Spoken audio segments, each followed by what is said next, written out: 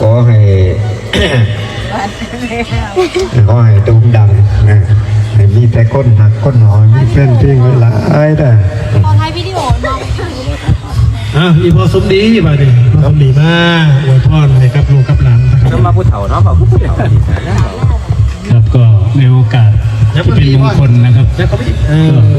อุตส่าห์เดินทางมาจากไกลด้วยความมักความแพงความคิดฮอดคิดถึงสบายดีพี่น้องสวัสดีค่ะพี่น้องจ้าเมื่อนี้ก็มาพบพ่อกับซ่องสาวตุ๊กแนลอีกคือเก่าเด้อมาเมื่อนี้มาพบกันยามเที่ยงเนาะพี่น้องเนาะและเมื่อนี้ก็อยู่ที่บ้านของสตุ๊กนะ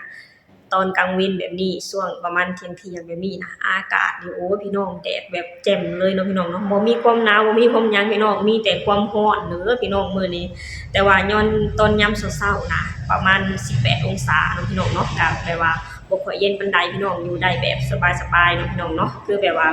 พอมาตอนเที่ยงแบบนี้นะอากาศสุดแดดสุดแจ่มเลยเนาะพี่น้องเนาะมาพี่น้องมามื้อนี้สตุ๊กก็มีเรื่องราวดีๆมีเรื่องราวที่น่ามีความสุขเนาะพี่น้องเนาะเรื่องราวนั้นก็คือเรื่องราวของน้องธิดาราวศรีวิไลคือเก่านั่นแหละพี่น้องคือเมื่อคืนนี่ก็สตุ๊กก็ได้เข้าไปเบิ่งทางพ่อครูเพิ่นทางพ่อครูหรือครอบครัวศรีวิไลไลฟ์สดเนาะพี่น้องเนาะไลฟ์สดเกี่ยวกับงานวันเกิดของน้องธิดาราวนี่พี่น้องซึ่งมีการแสดงโอ้ยพี่น้องเป็นงานวันเกิดที่มีความสุขเนาะพี่น้องเนาะเป็นงานวันเกิดที่คึกคืนแล้วก็มีความสุขเนาะซึ่งงานวันเกิดเมื่อคืนนี้นะก็คือทางพ่อครูและครอบครัวศรีวิไลก็พากันแต่งตัวแบบว่าแฟนซีบ่พี่น้องสตุ๊กก็เอิ้นชื่อนี้บ่เป็นบ่ฮู้ว่าสตุ๊กเว้าถูกหรือบ่เนาะพี่น้องเนาะคือแบบว่ามีหลากหลายการแต่งตัวพี่น้องของแต่ละคนเนาะพี่น้องเนาะมีมาทุกแบบเลยพี่น้องมีทั้งนางกวักมีทั้งเมียกำนัน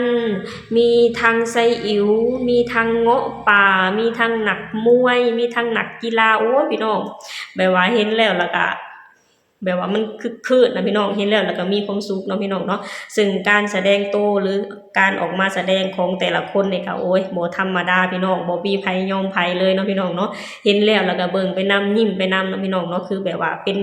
งานวันเกิดที่มีความสุขพี่น้องสตุ๊กเห็นแล้วก็เห็นแล้วก็แบบว่าอบอุ่นแล้วก็แบบว่ารู้สึกดีใจพี่น้องดีใจแทนน้องธิดาราวเนาะที่แบบว่ามีทาง FC แฟนคลับแล้วก็มีพ่อๆแม่ๆนะฮักน้องถึงขนาดนี้เนาะพี่น้องคือแบบว่าพยายามเฮ็ดทุกอย่างเนาะพี่น้องเนาะเพื่อจะให้เด็กน้อยคนนี้มีความสุขเฮ็ดให้เด็กน้อยคนนี้มีรอยยิ้มเนาะพี่น้องเนาะสตูเห็นแล้วก็แบบว่ามีความสุขแฮงพี่น้องเป็นภาพบรรยากาศที่น่าอบอุ่นและเป็นงานวันเกิดที่คึกคืนเนาะพี่น้องเนาะแล้วทาง FC แฟนคลับอยู่ที่ทางออนไลน์ก็คือจังว่าพากันหลั่งไหลเข้ามาให้คำอวยพรหลั่งไหลเข้ามาให้กำลังใจน้องธิดาราวและครอบครัวศรีวิไลนะอย่างล้นหลายเลยพี่น้องมาชมการแสดง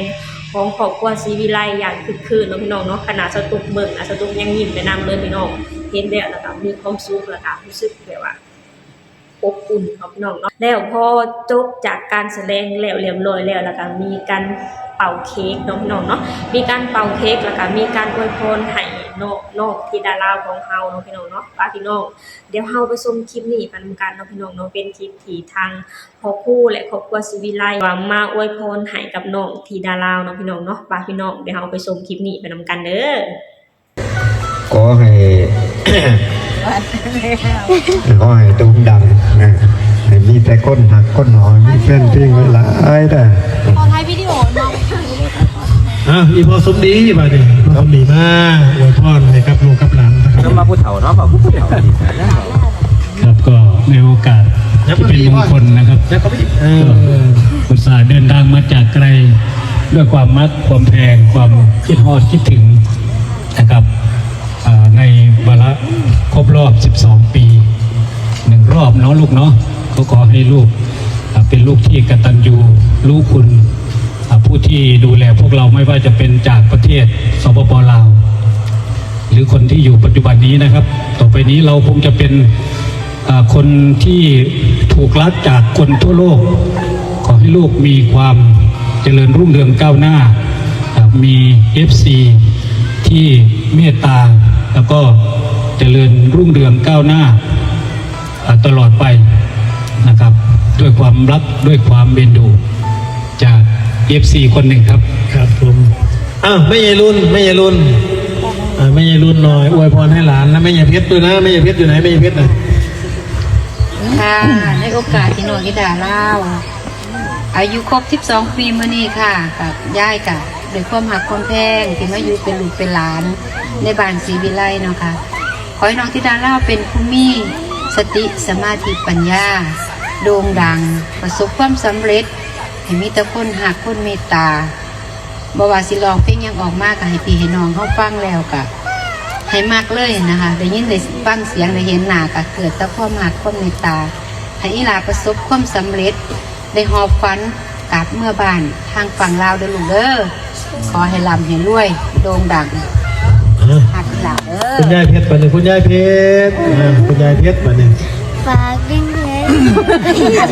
ได้ค่ะ กูได้ท่า ค่ะเนื่องในวันเกิดอีหลาหน่อยที่ดาเล่าเนาะครบ12 ขวบ1 รอบนะคะ ตอนนี้ก็เติบโตมาเป็นสาว13 ปีแล้วนะคะ ก็ขอให้อีหลาเจริญเติบโตในวัยในมีแต่ความสุขนะคะแล้วก็สมหวังทุกสิ่งทุกอย่างร้องเพลงยั้งก็ให้โด่งให้ดัง ให้แฟนพ่อแม่พี่น้องFCสุขุคนได้ฮักได้เมตตานะคะได้ให้มอบความรักให้อีหลาอ้อมกอดออนไลน์มามอบให้อีหลา อบอุ่นเนาะพี่น้องเนาะเห็นแล้วก็รู้สึกอบอุ่นเนาะพี่น้องเนาะแบบว่าโอ้มีความสุขพี่น้องเห็นแล้วก็แบบว่าขอบคุณทาง FC แฟนคลับอีหลีเด้อพี่น้องที่แบบว่าฮักแล้วก็เอ็นดูเด็กน้อยลาวคนนี้เนาะพี่น้องเนาะแล้วทาง FC แฟนคลับส่วนหนึ่งก็คือแบบว่ามาร่วมงานวันเกิดของน้องถึงที่เลยเนาะพี่น้องเนาะมาร่วมงานกิจกรรมการแต่งตัวแฟนซีนของทางพ่อครูศรีวิไลแหละพี่น้องเพราะแบบว่าแต่แบบว่าทำกิจกรรมเรียบร้อยแล้วก็พากันมาอวยพรให้น้องที่ดาลาวเนาะพี่น้องเนาะซึ่งแสดงให้เห็นว่าทาง FC น่ะฮักแล้วก็เอ็นดูเด็กน้อยคนนี้น่ะด้วยหัวใจอีหลีเนาะพี่น้องเนาะจะแค่เบิ่งจากคำอวยพรนะเฮาก็ฮู้แล้วพี่น้องว่าเพิ่นเว้าออกมาจากหัวใจเนาะพี่น้องเนาะด้วยความฮักด้วยความเอ็นดูเด็กน้อยลาวคนนี้เนาะพี่น้องเนาะสตูเองก็ต้องขอขอบคุณพี่น้องขอบคุณที่ทาง FC แฟนคลับนะฮักแล้วก็เอ็นดูเด็กน้อยลาวคนนี้เนาะพี่น้องเนาะและสุดท้ายนี้พี่น้องสตูเองก็ขออวยพรให้กับน้องที่ดาลาวน่ะจงมีสุขภาพแข็งแรง